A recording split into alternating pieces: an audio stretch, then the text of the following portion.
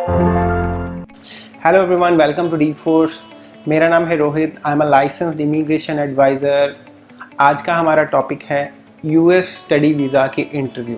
F1 visa की जो interview है उसमें क्या सवाल पूछे जा सकते हैं और उसमें क्या गलतियां नहीं करनी और क्या आंसर करने हैं। अगर आप ये वीडियो देख रहे हो तो मैं समझ सकता हूँ कि आपको स्टडी वीज़ा चाहिए यूएस का, एंड आप और भी बहुत सारी वीडियो देख रहे होंगे जिसमें हर बंदा आपको कुछ ना कुछ बोल रहा है।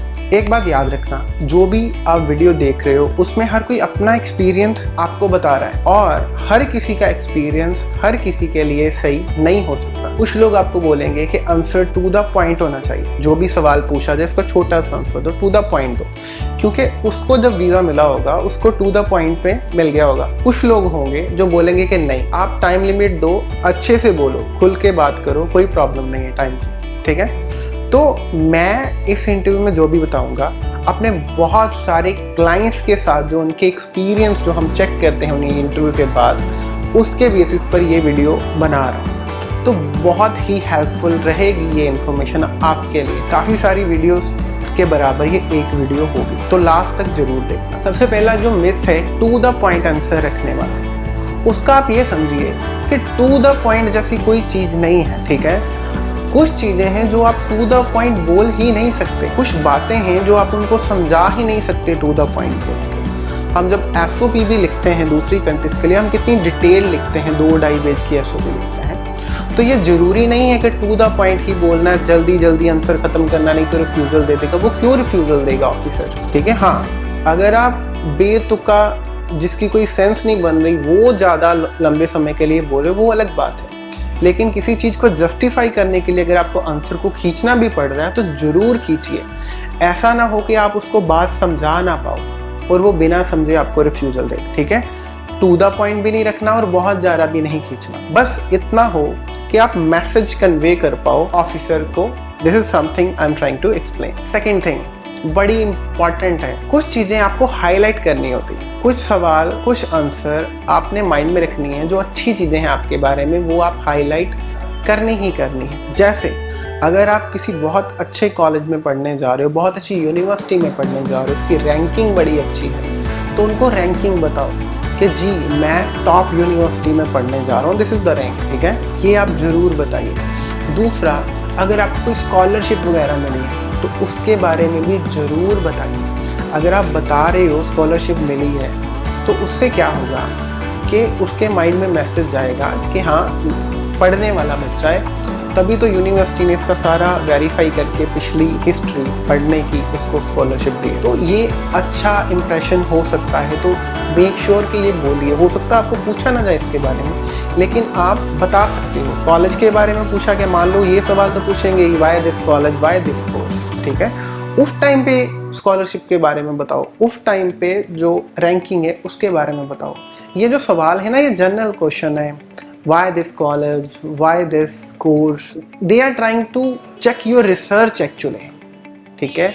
वो ये जानना चाहते हैं कि आपने कोई रिसर्च करी है या किसी ने बस एजेंट ने आपका अप्लाई कर दिया एंड आप वीज़ा लेने आ गए, आपका वाकई में कोई सोच है यूएस जाने की, आप कितने सीरियस हो। तो ये बड़ा इंपॉर्टेंट है। आपको हर सेमेस्टर के जो सब्जेक्ट्स हैं या जो यूनिवर्सिटीज़ 4-5 आपने अप्लाई करी थी, चाहे आपको I-20 का है या 2 का आया, लेकिन रिसर्च वो जानना चाहते हैं। They just wanna ask you question to check your research. तो आप रिसर्च करके ही जाओ।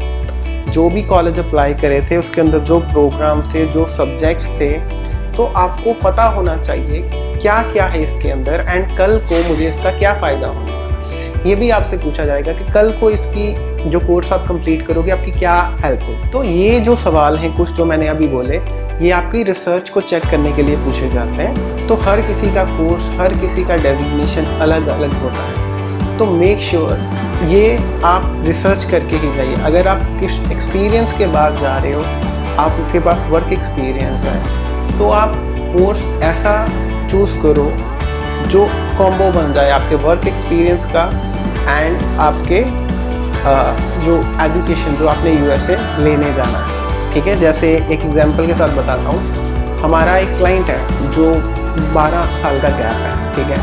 वो क्या कर रहा है, बिजनेस कर रहा है, मार्केटिंग में, ठीक है। बिजनेस कर रहा था, मार्केटिंग लाइन थी, तो हमने उसको एक कॉम्बो कोर्स दे दिया हमने उसको, एंटरप्रेन्योरशिप प्लस डिजिटल मार्केटिंग का एक कॉम्बो कोर्स था। तो वो हमने उसके एक्सपीरियंस से, उसके बिजनेस से, उसके काम से पूरा का पूरा मैच कर दिया। और कितनी अच्छी स्टोरी बन रही है, ऑफिसर को भी होगा यार हाँ, बंदे की बात में सेंस तो बन रही है। तो ये भी चीज़ आपने माइंड में रखनी है। देन लास्ट में जो वो चीज़ पूछना चाहते हैं अबाउट योर फ्यूचर प्लान्स, जो फ्यूचर प्लान्स है वो आपसे इसलिए जानना चाहते हैं, वो ये जानना चाहते हैं कि आप वापस भी आओगे या नहीं आओगे। ये बड़ा इंपॉर्टेंट होता है उनके लिए। वो चाहते हैं कि वो आपको वीज़ा दें लेकिन आप पढ़ाई ख़त्म करके वापस अपने देश आ जाओ। तो फ्यूचर प्लान आपने जो भी इसका आंसर रेडी करना है, ऐसा आंसर रेडी करना है कि मेरे प्लान यही है कि मैं यूएस से पढ़ने के बाद इंडिया में आऊँ, इंडिया में किसी बड़ी अच्छी कंपनी में जॉब करूँ, या इंडिया में आके मैं अपना बिजनेस शुरू करूँ, या इंडिया में आके मैं अपनी फैमिली के लिए ये करना चाहता हूँ। फ्यूचर प्लान्स आपके ऐसे होने चाहिए जिसमें आप ये लिंक कर दो कि इंडिया तो वापस आना ही आना, या अपने देश तो वापस आना ही आना है after the completion of the course. तो ये सारी चीज़ें अगर आप ध्यान में रखो तो आपके रिफ्यूज़ल के चांसेस काफ़ी हद तक बच जाते हैं और वीज़ा के चांसेस काफ़ी हद तक ज़्यादा हो जाते हैं। एक और सवाल वो आपसे पूछा जा सकता है कि ये सारी की सारी स्टडी आप इंडिया में ही क्यों नहीं करते। तो यहाँ पर भी आपकी रिसर्च काम आएगी, ठीक है, आपकी यूनिवर्सिटी की रैंकिंग काम आएगी। अगला सवाल वो आपसे पूछ सकते हैं वाई नॉट इन इंडिया, कि इंडिया में क्यों नहीं पढ़ रहे। तो यहाँ पर भी आपकी रिसर्च काम आएगी। रिसर्च करके आप बताइए जो प्रैक्टिकल एक्सपोजर इस कोर्स से मिलने वाला है आपको, या कोई प्रैक्टिकल ट्रेनिंग का मौका ये प्रोग्राम और ये यूनिवर्सिटी आपको दे रही है जो यूएस में ही है। तो बेसिकली आप प्रैक्टिकली एक्सपीरियंस करना चाहते हो ये चीज़ें, सिर्फ थ्योरी पढ़ना ही नहीं चाहते। और ये यूनिवर्सिटी में मैंने रिसर्च करी है, प्रैक्टिकल एक्सपोजर है पूरे का पूरा। Then they are giving me the opportunity to go for a practical training as well.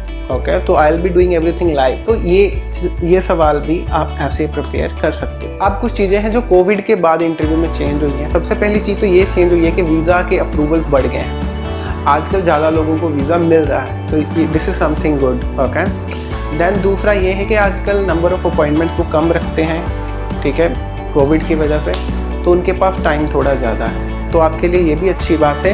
एक मैंने ये भी चीज़ देखी है कि कई बार इंटरव्यू जब लंबी जाती है तो एक बंदा डर जाता है कि पता नहीं मुझे ये वीज़ा नहीं देंगे, क्योंकि ज़्यादातर इंटरव्यू छोटी जाती हैं। तो ये एक मिथ है।